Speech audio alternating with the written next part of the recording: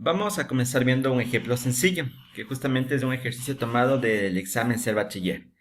Dice, durante un experimento en el laboratorio de física, se han conectado varias fuentes a una resistencia como se muestra en la figura.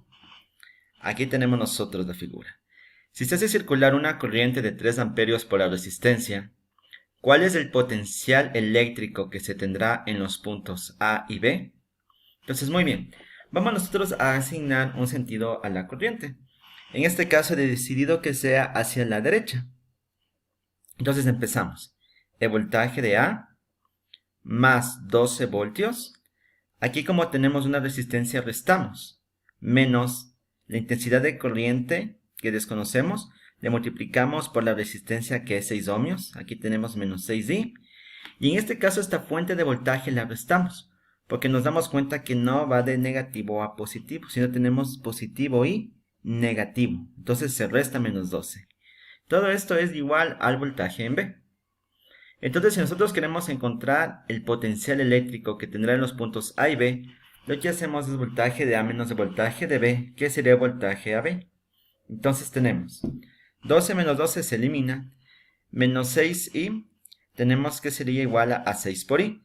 Y aquí el problema nos dice que la intensidad de corriente es de 3 amperios. Entonces 6 por 3, 18 voltios. Y ese viene a ser el potencial eléctrico en los puntos A y B. Sumamente sencillo. Continuamos con el segundo problema en donde vamos a aplicar las leyes de Kirchhoff. En este problema no aplicamos la ley de los nodos porque nos damos cuenta que en ninguno de los puntos se conectan dos o más conductores. Únicamente están dos. Miren, 1, 2, 1, 2, 1, 2, 1, 2. Entonces la intensidad de corriente en todo el circuito va a ser la misma. Ahora vamos a analizar lo siguiente. Nos damos cuenta que si nos fijamos en esta fuente de voltaje, la intensidad de corriente iría en este sentido, horario. Si nos fijamos en este voltaje en sentido antihorario, y si nos fijamos en esta fuente de voltaje, también iría en sentido antihorario. Por lo cual, nos damos cuenta que lo lógico sería que la intensidad de corriente vaya en sentido antihorario. Por eso le he decidido colocar esta flecha. Entonces vamos a aplicar la segunda ley de Kirchhoff, donde nos dice que la suma de los cambios de potencial o voltajes en una malla, es decir, en una trayectoria cerrada, es igual a 0. Entonces nosotros nos vamos a fijar en el punto A, B, C, D, A. Comenzamos. Tenemos 40 voltios, ¿verdad? Seguimos. Como tenemos una resistencia, sería menos 5, que es la resistencia por esta I intensidad de corriente. Menos 6 por I. Continuamos. Nos damos cuenta que este voltaje generaría una corriente para el otro lado. Por esa razón restamos menos 20. Continuamos, menos 2i, menos 4i.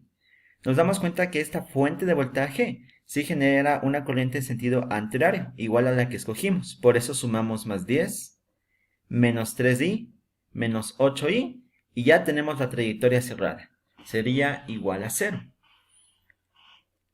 Si sumamos nosotros 40 menos 20 más 10 nos queda 30. Y sumamos todas las i nos queda menos 28i igual a 0. Despejamos i nos queda que es igual a 15 catorceavos amperios. Y esa sería la respuesta. A continuación la actividad 3. Igual es muy sencilla. Hay un ejercicio muy parecido. Lo único que nos damos cuenta es que cambia que en vez de ser 6 ohmios la resistencia es de 5 ohmios.